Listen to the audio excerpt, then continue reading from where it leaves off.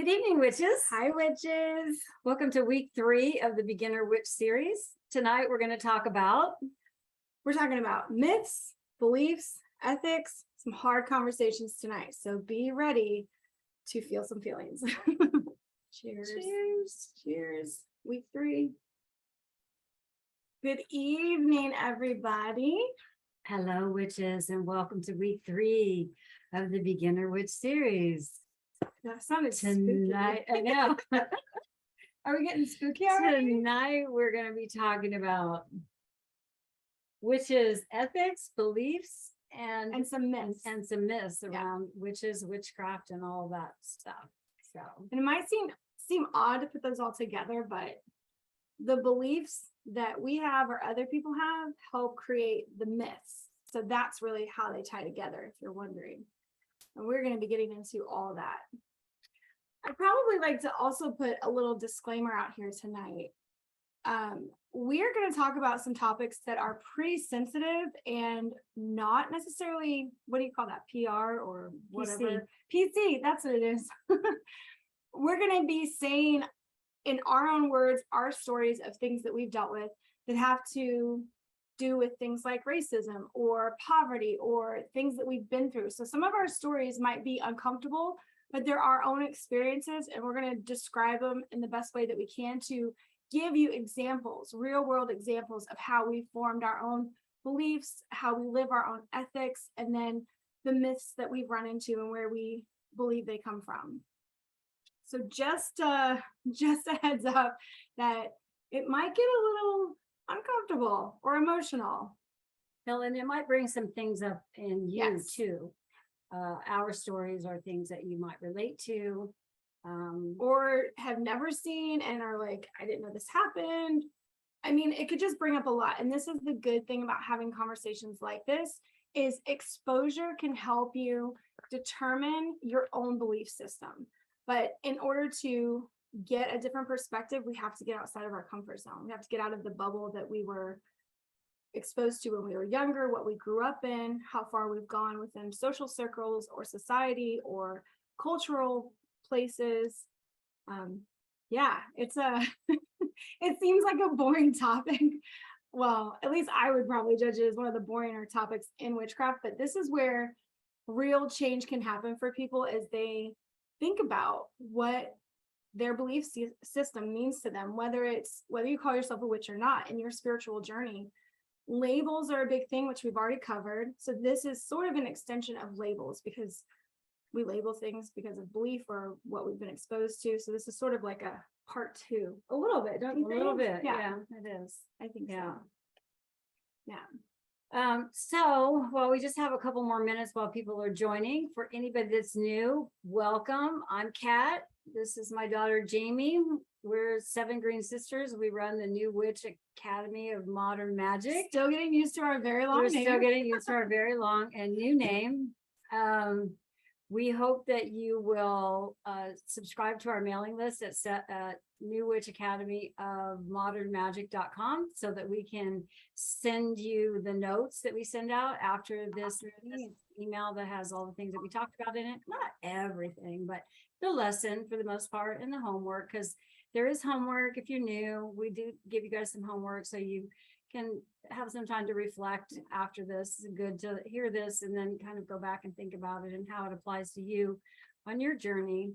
So that's the New Witch Academy of Modern Magic is our website. New Witch Academy of Modern Magic is our YouTube channel. Yes. And if you want to reach out to us for whatever reason, you can email us at 7greensisters@gmail.com. We're always happy to answer any questions that you have. And that's the word 7 spelled out. Yeah, 7, spelled out, all spelled out, 7 Green Sisters. And you can find that on our website too. So in January, we're going to be launching a class, an actual class. So Michael, glad you're subscribed. Thank you so much. Hope you're getting the emails. Let's see what else. Anything else we need to say? That was so a lot we of do great updates. we do record again. So in case you're new, if you're not, sorry you haven't heard it again, but we do record these meetups and we clean them up. We don't put the Q&A on our YouTube channel, but we do put the lesson. So you can always go back there. You can always rewatch it. If you're subscribed, you'll get those, or you can just find our channel. So that's all the, I think, intro stuff. A little bit about me. I'm a newer witch, like many of you. I've been practicing for a little over 3 years. Jayme's been practicing about 25 years. And I just love doing this with her because I'm always learning. So it's really fun. And I hope you guys get a lot out of tonight. So yes, hens hopefully are ready to jot down some things. And Jayme's putting the. I don't usually do it like this. I don't know how weird I look staring down at the hold on. Jayme's putting the email and then the thing. 7 Green Sisters. Yeah, it's really fun. And to watch also, them did you type put in New Not Witch yet. Academy of Modern Magic? Okay. All right. Well, what, like www? No, you probably don't have to put that. Yes, we are going to be safe for creating our hurricane plan. Thank you for that. Oh. I mean, we're glad a storm just rolled through, so we should not have any power outage. But about an hour and a half ago, we're going, oh crap, this Yeah. we might not be able to do it. If the computer screen locks up, it means that, we I don't hear anything. Yeah, we don't hear anything. Oh, okay. We're gonna get started in just a second. I'm gonna type this in. I'm watching it's- her because it's hard to type. It's hard to type. It's hard to see it with the bright lights on us. Hold when on. your arms are stretched out. New Witch Academy of Modern Magic. All one word. .com. Oh, well, I don't put the W. Oh, You gotta put Yeah. the .com though. Okay. Okay. So there you go. probably that's right. Yeah. All right. Okay. So it is 7:07. Ooh, what a great time to start. I love those numbers. I have a hurricane warning on my phone. Oh yeah. Can we turn off alerts? No, I don't know how to turn off my my warning, and it could be very loud. I'm hoping that I can squish it if it comes up. But we're subscribed to the emergency messages, so we just have that on our phones. So Yeah. if it goes off, we'll try to mute ourselves for the 15 seconds that super loud alarm is going off. But let's go ahead and get started talking about just ethics in general. We have a lot of Ethics. personal stories to share to help you guys understand all of it. But So we didn't discuss who was starting. And Kat. So in case you don't know, in case you're unclear between ethics and beliefs, ethics is a code that you live by. Beliefs are the reason that you live by those. So here's an example. My example is I try to, especially since becoming a witch, because I didn't really do this before, but I try to honor the earth, and I do that through conservation. So I try to conserve water, I recycle, I just try, I pick up trash, do things like that. So that's my way of honoring the earth and taking care of the planet. Is one of my beliefs. It's one of my core beliefs. So her behavior of doing the things is what the reason is. The reason behind doing the things is because she wants to honor the earth. So when you think about your beliefs versus your ethics of it, it's the why behind it. Your beliefs should put you into action to do a thing. That's the ethics, the code that you live by, the things that you try to do in action. So as you're building this as a witch, that's kind of one of the things you think about, which we're going to go over some discussion questions on that. But I know one of my things is that I stopped eating meat when I researched, just a ton of stuff on how things go on. And I'm like, yeah, I don't want to be a part of that cycle anymore, and my belief that animals could be treated better, blah, blah, blah. I don't want to push that onto anybody or make people think bad stuff, but I don't consume meat because of that now. So that's just by not eating it. That's my belief. That is my ethic of animals should be treated better or more humanely, and then the damage of done to the earth and all that. So as you figure out the things that you stand for, the belief in them, the ethic is the part that you're living. That's the actions that you take in it. And that being said, you're one person. So we can all only do so much. Yeah. So each of us can only do what we can do. Don't feel like your little part, like, whatever I recycle or how I try to save water or pick up trash or whatever doesn't matter, because it all matters. All those little things add up. But do remember that you are one Don't person. put too much pressure on yourself. Don't put too much pressure on yourself. I guess the reason why these become the belief in the ethics part of it is because you're not doing it for anybody else. And maybe you're not in one person trying to save, the planet or an ecosystem or whatever, but you are trying to live by something that you truly believe in and that you want to push out into the world. We're not going to talk about witchcraft ethics. We'll let you guys look into that or believe what you believe on that. We try not to influence too much on like limiting you on what you believe would be good, bad, adversarial to other religions or beliefs. Do what feels right to you. Like trusting your gut and using your intuition for that is part of the practice where you know what you're doing is right for you because you feel it. You feel good doing it. So this is where this part of your journey is where you should be looking at exploring your beliefs. And you can, one of the things you can do is like look at what you do every day, the choices that you make and why you make them. This will change over time, by the way. I did not start out as, thinking about the Mother Earth and the planet. That happened over time. But anyway, this will probably change over time, and your beliefs will form your ethics. Mm-hmm. So beliefs are also a choice. You can, what I mean by that, I sort of wrote that, as you guys know, like I have a degree in psychology. I have a history of psychology. I have a degree in psychology. And so that's one of the great things. If you look into like self-help, motivation, manifestation, any of that, this all goes back to what you think about, you bring about. So your beliefs really are a choice for you. If you wanted to wake up every single day and believe that you're doomed, the world's doomed, like there's no future, that will become your reality. You'll start to live that reality.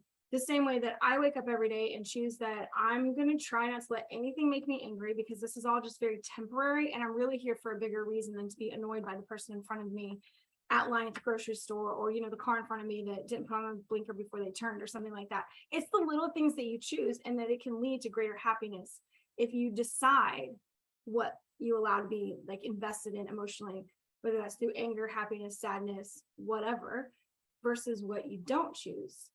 Well, some of this I can share a personal story. So when I first moved here a little over 3 years ago. Are you going to tell my story? No, I'm telling my story. Okay. Well, it's part of your story. Well, don't call me out on the whole like road rage thing. No, I wasn't going to do that. But now that you mentioned that, let's talk about road rage. What I was going to say is that when I came here, I came out of a pretty toxic and long-term relationship that I had just not been able to let go of. I loved him. We had a long history. There was so much there. Most of you can probably relate, unless you're really young. Maybe you haven't been there yet, but gosh, it can be really tough to end something, even though you know that it's not good for you. And so the way that it manifests itself in not being good for me was, I would say, I'm so stupid. And I didn't even know that I said it until Jayme pointed out to me. She's like, don't say that. Of like, say what? I didn't even know, I didn't realize it. So that was the kind of belief that I had in myself. And it took somebody pointing it out to me to say, stop saying that, because, you make it so. I don't really think I'm stupid, but evidently I thought I was stupid about certain things, like staying with somebody for 20 years when he was never going to marry me, which turned out to be a good thing. It's when you start reflecting on your behaviors, that kind of shows you what you actually believe about yourself. It's very easy to say that we stand for something, but until you do an action that shows that you stand for something, that's where the belief is backing up the ethical code that you say you live by. That's why I was saying this does have to do a lot with action. So what you put forward, what you actually go out into the world and live by. Well, and what happens is the things that you say to yourself, you manifest those. I mean, what do you think manifestation is? It's like, if you say it enough times, you're going to bring it to you. Like, what you think about, you bring about. And I love this because somebody just put in the chat, like, do we think spells, or do we think words are spells? Absolutely. Thoughts are spells. Okay. The energy that we emit through thought and through speaking bring things about, which is why when, I hadn't really lived around my mom in like 20 years when she moved to Florida, like 4 years ago. Oh, excuse me. Watermelon. Excuse me. So sorry. I hadn't heard her say these things. Like, I didn't know who she was at that time. We'd been living apart. I joined the Navy, lived all over the place, and then we got back together in life. She went away and grew up. I went away and grew up. And when we got back together, it was like meeting somebody totally different. That wasn't really my mom anymore. The relationship was so different. So I could see her from this outside perspective of like, oh my gosh, my mom never used to talk like that. Or she never used to say that. Or, this behavior was very different. And I had the courage to say, your self-talk is not really good. You should stop. Not helpful. Like, yeah, it's just that whatever you think about, you bring about. And if you believe it in that way, everything you say, everything you think, all becomes part of your own reality. And if we took this like 3 or 4 meetings down the road and we start talking about manifestation, what you think about, you bring about. If that's all you get from tonight, yes. So as you start, as you get into spell work, which we're going to get into spell work later on, but as you get into spell work, and we'll cover the topic of why don't spells work. I'm sorry, we're off topic right now, but I can't help but bring this up because I think it's very much together. It's very much related. So as you get into doing spell work and you have spells that don't work and you're like, why didn't my spell work? Well, what did you think about after you cast your spell, after you did your spell? What were you thinking? Oh, it's never gonna. Oh, or even during. I mean, even during and after. Yes. If you don't truly believe that you can have the thing that you're asking for, you won't bring it to fruition because you don't believe that you can have it. The belief part of it is where we build our power from. When you absolutely know to your core that something is true and real and alive for you, and that you can have it, that you're worthy of it, that you can own it, there is nothing greater than that. We'll bring that to us as long as you continually believe that. The moment that you start thinking that you're worthless, that you're not worthy, situations will come about in your life to reinforce confirm that. Yeah, to help you feel more of that. And that'll be your perspective. That's why we said beliefs are a choice. I understand that we all grow up in homes where things are pressed upon us, even throughout school. And some of it worked out well and it helped us be better people, but some of it doesn't. You get to choose now at this point in your life what you want to believe going forward and what you want to let go of, what doesn't serve you anymore. Belief systems, people, relationships, certain educational aspects, whatever it is, letting those things go because they don't serve you in a positive manner so that you can continue to grow in the way that you want to. We were going to mention that the power of, there's an actual book I think called The Power of Belief, so I don't like saying it because I've never read that book, but the power of believing something is, it reminded me of that movie Shallow Hal, if anybody's ever seen it, where Tony Robbins like grabs Jack Black and like, you're going to believe this now. No, you're going to love somebody. And because he was obsessed about physical stuff or whatever, it kind of like made him blind to it. And that's the power of knowing what you want and what you see in front of you is like the thing. You can make yourself believe it. Also, Stockholm syndrome, there's that when people get taken by their captors and then they start to identify with them and become a part of it. That is changing your beliefs. When you first got there, you were kidnapped. This is a bad situation. And over time, just being exposed to them and their beliefs, yours change and you start to identify with them and their cause and what's going on. So beliefs are changeable. I think that was the whole point to all of that. You can change your beliefs. So anything that you have firm in your head or anything that you want to believe in that's been hard or that you're not sure how to believe in it, just say it to yourself every single day that you believe in something, that you know it's possible for you, that you know it to be true. When we talk about spell work later, we talk about something called feeding a spell. And that's where you just keep putting energy every day into that spell where you think about the end result that you want and trying to bring that forward to you. Yeah. So that's how things link together, since we're sort of getting off of just ethics and belief, because if we have our beliefs and this is what we believe at our core, and I've worked with some people that have thought pretty low of themselves, that they were really unworthy and unloved, parent-child relationships that just turned into big messes. What you then live by and what you allow into your life is the code of ethics that then you say you stand by. So I think we went over that more. I feel like I'm going in a circle. Yeah. Okay. Because it does really go like that. Like belief and ethics, it's like a volleyball bouncing back and forth. I think next would just be to talk about like what would be an ethic that you might live by. I know we have on here karma. Well, the other thing is, as you start out, you're going to be faced with situations where you're going to have to decide where's your line in terms of witchcraft, because there is no book of witchcraft. There's no book of witchcraft. There's no sacred text for modern witches to follow.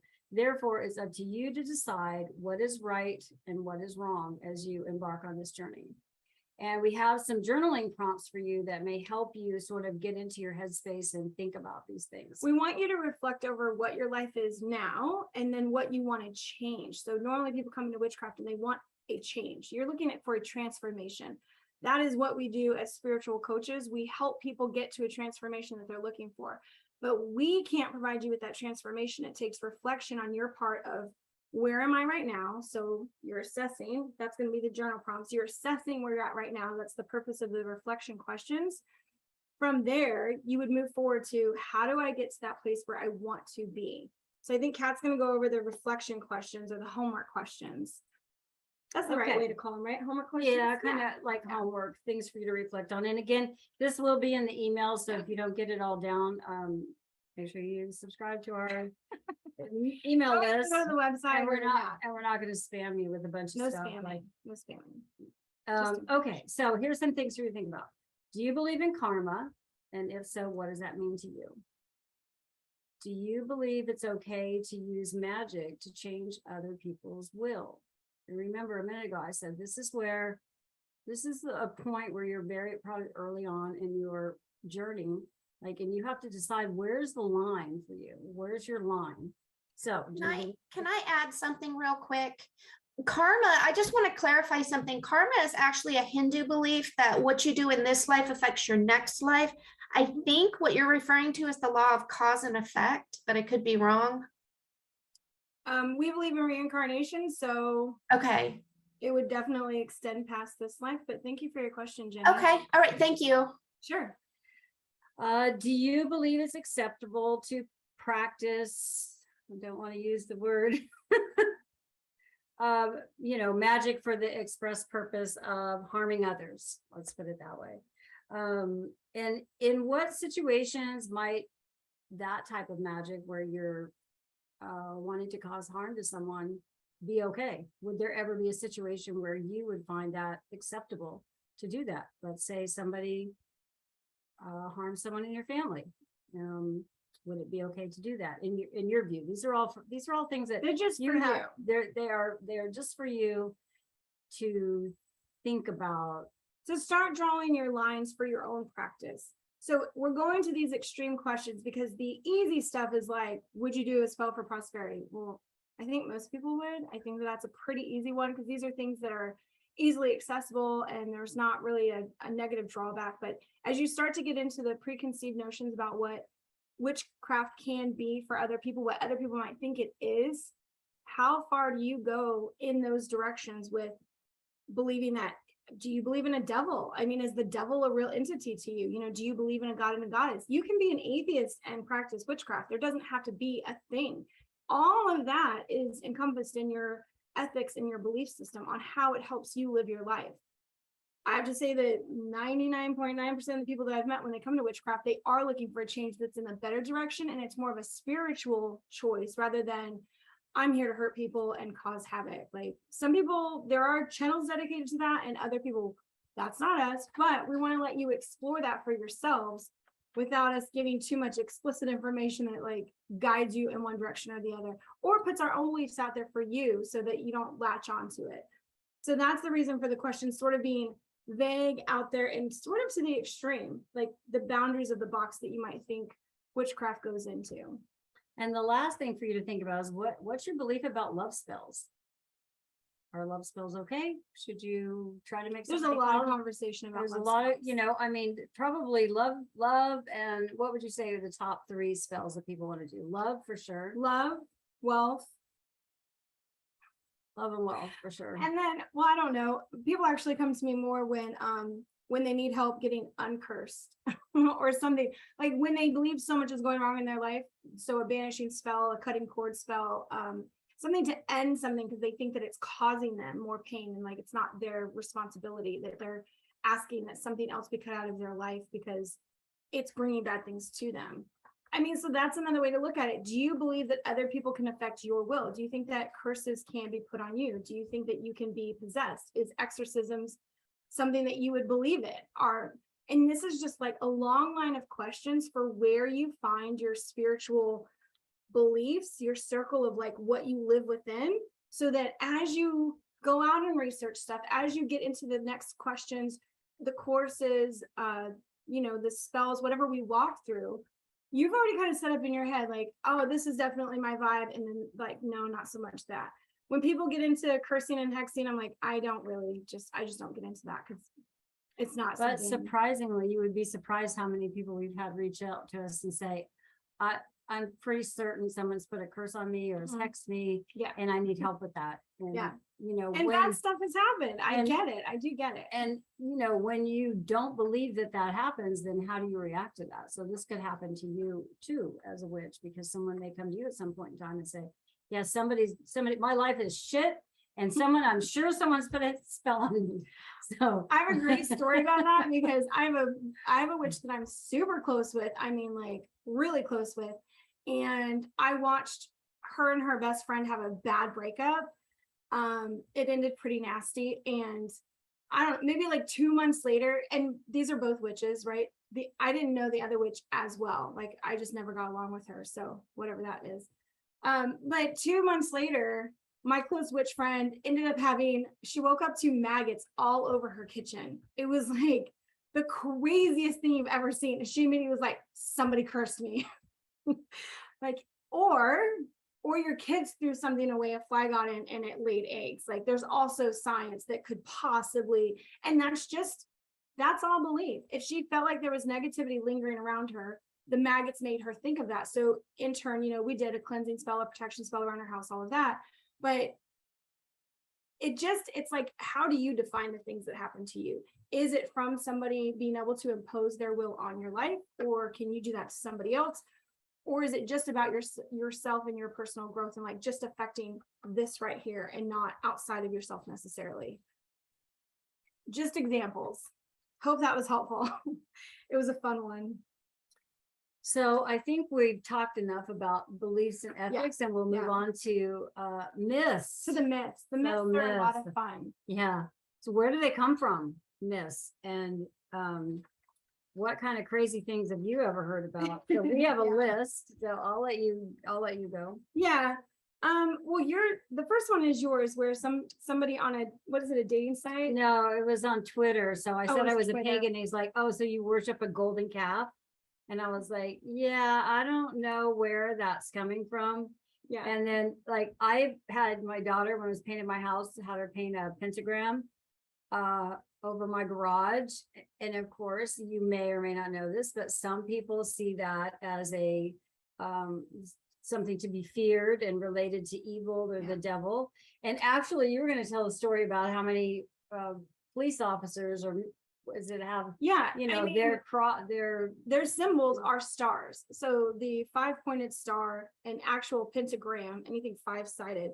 And Da Vinci, same thing, like when they're drawing out the human form, we have 5 points. So that was always a representation of like human form or the elements, including spirit. So the star can be referenced to a lot of things between science, math, and spirituality. And in the police forces, I mean, a lot of their badges are star shaped. I live in Sarasota County, but in Manatee County, the county that's just next to me, their entire division for youth is a 7-pointed star. And I found that so interesting. I was like, who came up with that? Like a 7-pointed star for me spiritually is supposed to be the star of spiritual community or of spirit communication. Like they make 7-pointed stars for that. A 6-pointed star is known for Hebrew. So there's different ways that stars are assigned to things and how people have come up with symbols, but because of Hollywood and all kinds of things, the pentagram, Hollywood, literature, historical accounts, I mean, novels, religious beliefs. So a lot of these myths come out of that, are born from this. The dramatization of something that somebody doesn't understand. There's a story for me. I've been to Iraq and Afghanistan. I spent a year in each country, and I would lie if I didn't say I was afraid when I went, as a very American looking person. Like they even told you not to wear jeans and carry a book bag. You wanted to seem as less American as you could, because people would know and then treat you a certain way. And it was absolutely true. But when I got to the countries and I started working with people that were the natives, I never, even though I was scared because of 9/11 and everything that had happened, I'm like, I'm not going to let that influence me, because these are not the people who did something. So when we start thinking about in our belief systems and how the places where you've been have helped you believe something about either groups of people, religions, symbols, where does the devil come from? All these things, like getting into it and understanding it is one way of helping yourself define your beliefs, but then meeting the people who actually deal with it. Like I've met tons and tons of Muslims, and never have I ever been threatened by them whatsoever. And I got to learn a lot about the religion, and only people in extremist organizations do crazy shit. I mean, even as witches, I don't know, there's probably people out there who say they're witches and do extreme crazy shit, in my eyes, in my opinion. So there was a whole point to that. Symbols and exposure, and then getting yourself out there to find the truth, because the myths that are out there, or the way that things are perceived, or our limited availability for the knowledge of other groups, other symbols, whatever, people could be just as afraid of me because I say I'm a witch as they would be about somebody that they think would like bomb America or some crazy crap, right? And it's just a perception, because something else has led them to that perception. It's usually not from their experience. It's because they've been fed that information. So what this is challenging all of you to do is to get beyond that, the myths or the projections that you've seen put out into the world, and declare something for yourself through research, through meeting people. We warned last time to try not to be like an us and them thing, especially with Christians. I know that there's like the whole persecution, and they make the t-shirts of like, whatever. You said it last time. We're the granddaughters of the witches you couldn't burn type thing, So there's all of these sort of, what do you call it? Rebel rousers. Well, I think about it as like rebel rousing. It's like you want to almost be pitted against somebody so that you can fight for your belief. And we're not saying to fight for your belief. We're saying stand up for yourself, but also protect yourself, and know that there's people who have misconceptions about all of this. And honestly, we need to look no further than Merriam Webster for the definition of what is a witch or what is witchcraft. It's still in 2022, it's still super negative, like evil and controlling people. So this is the kind of things that we're dealing with in our society. But some of the other things that myths about witches or witchcraft is that we need materials to do spells. Yeah. You really don't. You actually only need your mind, your heart, your thoughts, your your energy. Yeah. Witches practice cursing and hexing. Witchcraft is a religion. No, Wiccan is a religion, but witchcraft is not. Witches are female only, and male witches are called warlocks. By the way, Jayme looked this up, and warlock is an Old English word meaning traitor, liar, and enemy. So all these connotations and negative connotations around witches, warlocks, witchcrafts, all these things. Like there's so much in it in our society. And a lot of this is coming from Hollywood movies. I mean, what are we all exposed to? Flying on brooms, The Craft, practical magic, Hocus Pocus, Ursula the Sea Witch, Samantha from Bewitched, the Blair Witch Project, Snow White, all these things, witches are not portrayed in a very good light. Let's see, some other witches can control the free will of others. Witches can conjure the devil, demons, or gods or goddesses to do their bidding. The horned god and the devil are the same character. Those are all myths. These are all myths. So our advice for you.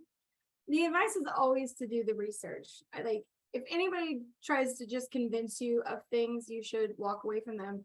You should always do your own research. There's so much online now that people are putting out there in different perspectives and trying to get real literature out there, and to name things when it's like, this is not known. This can't be known, because say the Library of not Alexandria. Wait, am I right? The Egypt one? Oh crap. I love Egypt too. The Library of Alexandria in Egypt, when it was burned, that's what housed all the world's knowledge, and that burned down, and everybody knows that burned down. They have accounts of that, but all of that knowledge was lost when the Druids were killed off. All of their knowledge was lost because they only related things through speaking. So there's a ton that we're never going to know.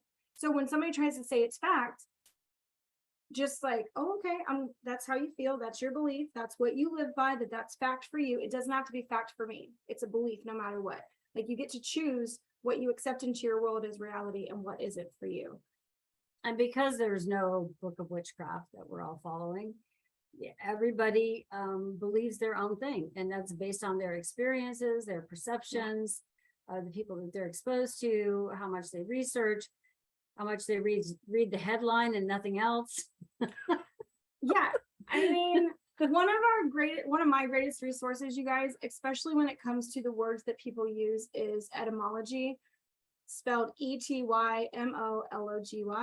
It's just the history of words. And what it does is it breaks down where the root words come from and where they've been used in history, when they were first seen, if they are in books, and what happened. But it'll tell you throughout different nations in Europe on where these words started from, what they actually meant. Today, coming into this meetup, I looked up the word devil, demon, because I knew that demon was spirit because of that one show. I can't remember what it was, where your demon lived outside of your body and it was a little animal and it was awesome. Shoot, I can't think of it. Golden Compass, I think. I just thought, I was like, why do they call them demons? That's so weird. But demon means spirit, the original word. So when you start to look up the history of these words and where they come from, things turn into slang, like, I remember having this English teacher that used to use the term all the time, the cat's got your tongue. And I was like, I don't understand why a cat would ever have your tongue, or like what the whole saying is about. That doesn't matter. It's just the fact that we use it in such plain language today. Fast forward 200 years when they're looking at our language from today and they're like, what the hell did that mean? They had cats that used to go up and grab people's tongues, if they thought about it literally. So even in terms of like how the language was used 500 years ago, 1,000 years ago, 2,000 years ago, we have like how much of a clue of how true that was for society, because we didn't have records from back then. Now, I mean, everything you do in your life is going to be recorded. Like, you're not getting away with anything. It's all going to be there in some kind of, fish file somewhere. So with the research stuff and asking the questions and keep digging into things. And if you don't find a satisfying answer, just don't commit yourself to it yet. I started to read some of this stuff on here. The daemon, yeah. The spelling of it. We saw that somewhere. It's on etymology. Yeah. It's because it was Latin. So you get back into like Latin, Old Greek. A lot of the words that are associated with witchcraft today that are the evil sort, like devil, Satan, even Lucifer. I mean, they're understanding now that the word Lucifer, when it was translated, didn't mean the Satan devil person. It meant the morning star. It meant a lesser god. So that what's crazy is that then in Christianity, they had gods that were meant to be lesser gods. Like, wait, what? That's polytheistic, right? So that's what witchcraft was way back then. Most of us believed in multiple gods, deities throughout the earth, like the seasons, whatever it was, so that we could attribute things to them. Whew, all that research. And this is 25 years, you guys, and I still look stuff up to get clarity. Mostly because 25 years ago, the internet was a dial-up page and it didn't work very well. And there were not books. People didn't publish books. So the old dial-up pages. There was a little mouse, a little hamster in a wheel trying to get it to go. So I just remember wanting to see something and I'd walk away for 5 minutes and come back to do the actual page. Yeah. It's really wonderful how much information is out there. It's also can be overwhelming. And there's also a lot of opinions, which that are written as like their facts. Yeah, they're written as fact. So it's up to you to. And people who claim status, we've talked about this, you guys, when you meet people who say, I'm a hereditary witch, I'm this, I'm that, I'm a high priestess of, the whole lower southeast, whatever. Just do your research, find out what that means to them, what it should mean to you. I got asked one time, literally in South Carolina, this? I mean, I lived in Columbia, South Carolina. This is a very churchy, very Christian. It's the Bible. I went to church in this state because I wanted to be part of the group. I wanted to socialize my kid with all the other kids, because if you didn't, you really were an outcast. Now, people knew that I was spiritual and not religious. They didn't demand me to get baptized or anything, but I did go there and hang out freely and nobody bothered me about it. But I remember walking down the street in Columbia, South Carolina, and somebody approached me because they were doing a survey for college, and they said, who's the person that would be your greatest inspiration for for your belief system or something like that. And I shocked this guy when I said me. He's like, you're your own hero. I said, absolutely, because I've chose everything that I believe in, and I haven't let anybody sway me to believe something that I didn't think of or I didn't believe in for myself first. And he was so shocked. He just handed me my Starbucks $5 gift card and was like, okay, she's crazy. We're gonna walk away from this one. Because he was not expecting an answer like that, that somebody could claim that I was my biggest spiritual influence. Like, it was me, because I learned everything on my own. So that's a story. It's one of those random things. Here's what's even crazier. That was like, okay, my kid is going to be 17. He was probably like 1 or 2. I still have that gift card. I never spent it. It's in my bedside table. It's like a ticket of, I loved wowing him, and I'm on some kind of tape in the college now saying that, and I just kind of like it. So, weird personal story of mine, you guys. Okay, so finally, now that we've gone through all that, and some of those things that we touched on are pretty delicate areas, you know, when you start getting into evil and, you know, what people believe. Yeah. And when you think about your own journey and telling your family, if do you tell your family you're a witch? Can you ever declare it? Is this something you're going to have to be in the broom closet forever? Yeah. So the last thing that we're going to talk about is your safety as you embark on this journey, because we have Jayme's been doing this a long time, but we've actually been doing this meetup for almost 2 years, and we've really heard some scary things at times from people about, I mean, we've had people on here whose families cut them off because they said they were a witch, young people. So that's, Young people. That's really tough. So more than anything, we just want you all to be safe, feel safe, and practice safely. And, coming out of the closet, if you will, and just declaring that you are a witch to everybody that you know and strangers and everything should not be taken lightly, because there's some wacko people out there who might decide that, I mean, I think there's still witch hunters. I don't know. But yeah, I wasn't going to bring any of that up, but there have been things in the news, and that's terrifying because, the idea that I put myself online, I mean, I don't put any super personal information out there, but think about if some crazy psycho wanted to take a stance and it was like, yeah, I'm going to off this girl because she says she's a witch. Like, that's the craziest thing ever. In other countries around the world, people are still persecuted for witchcraft. Absolutely, 100%. Persecuted for being women. I mean, and, okay. So yeah. There's a lot of things people are persecuted for still, but the claiming that witchcraft is still evil and it controls people, and there's like this demonic term to it, especially in other countries where, I don't know how they practice. I have no freaking idea what they believe in. I know me here in my little town, in my little group of witches, and with you guys, that's all I know. And I don't claim to know anybody else's beliefs and what they do, and if they're good or bad people. I can't judge that. So that's why witchcraft is probably so, like, we're so reclusive, and we keep to ourselves more. And you're not going to just openly find like coven churches. We've definitely thought about it. We've thought about the building that we own. Do we name it something with witch in it, or what does that bring on us? Because if you have something that is so bold in a community that doesn't want to accept that, they're not allowed to stand out in front of your business and protest. That is one of the amendments. I was in the military, I should know which one it is, but whatever, freedom of speech type shit. And they can do that, and they can do it peacefully. Would I bring that on myself just so that I could stand up and be like, I'm a witch and I own a shop here and I sell, witchcraft items and really have that language? Or would I say I'm a metaphysical shop?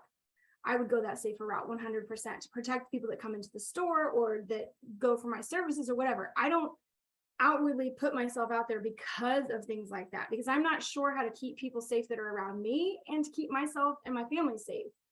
So there's always that consideration of, you have people who don't understand, you have people with extremist beliefs that absolutely believe that if we're not one religion or another, that we're some kind of like, we're not the people going to heaven anyway. So it doesn't matter if they kill us or something. We don't deserve to be here. Don't know. Yeah. That all day long. So that's what we say, keep yourself safe. The point of that is to, as you embark on this journey, to not take those things lightly, be aware. Yeah. I just put in the notes, I put in the notes that one of the girls who did end up in the news in a very, very bad way is She was alone at a bar, got drunk, was with a guy, and declared herself a witch to everybody there, but she was alone. She didn't have a friend with her or anything.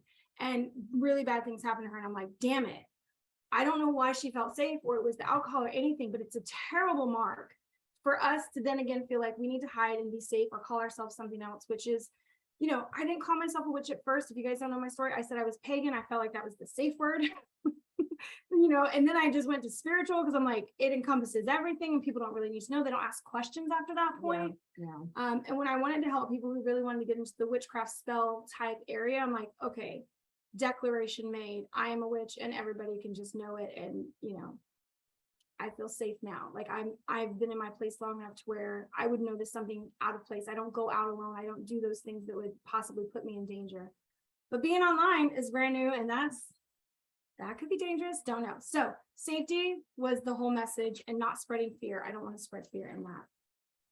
I think we should open up for questions because it's 7:46, and I'm going to go back to the chat. And if anybody wants to put their hand up to ask a question, Kat can start on that, and I will start to look through the chat. We hope this was informative and not too heavy, but it needs to be heavy enough for you to think about so that you form your own idea of what your practice looks like. That's the biggest thing. Well, the other thing is that as you go about, you've probably already been exposed to so much information. Like, how do you sift through it all? What do you believe? I mean, some people will be like, that is not the way to do a spell. Yeah. You are doing it wrong. Well, you know what? I beg to differ. I'm sorry. So like, there's no authority on, we're definitely not authorities. There's no authority on witchcraft. We're all figuring it out, which is a wonderful thing, and we can help each other. So we have the freedom to choose. That's we have the freedom. thing. Yeah. And witchcraft for you may mean studying astrology, and you never do anything beyond that. It might mean learning tarot cards. Yep. It might mean something, you know, it might mean numerology, palmistry. Yeah. I mean, it may never be spells, but when people hear that you're a witch and that you practice witchcraft, you know, I mean, there's this judgment from a lot of people. So just be careful, I guess, is all we're saying. Well, I hope that you all found this beneficial. At least some and of you challenging. did, and challenging. Find it challenging And find things that make you question stuff. That's when you know that you're breaking outside of your box. So if you find things that you don't agree with, good. If you find things you agree with, that's awesome too, but you already knew them. So finding things that really challenge you to extend your brain power outside of your normal scope and say, I really should analyze this. What do I feel about this?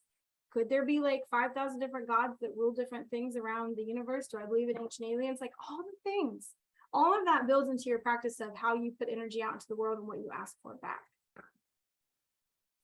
I stole your ending, sorry. She went to end it and I stole it. all right, you guys. Well, you have been wonderful. Thank you so much for being here with us tonight. Yes. And I think we'll let you get on with your evening and hope to see you back next week. Yes, about next week. We'll probably put this on the meetup, but we are expecting to get a hurricane, supposedly, who knows. So I know at my house, I live really close to an area that always loses power during big storms, but Kat's house is not so much. So that's where we're at now. And we should be here next Monday. If anything changes, we'll let you guys know, and then we'll either reschedule it or just push everything back by 1 week. So that's the plan to get through Hurricane Ian. The last one I was in was Irma and Ian. This is great. It's good. All right. We hope you guys have a wonderful week. And if you have anything challenging come up, just email us, let us know, and we'll try to help you through it. Okay? Yeah.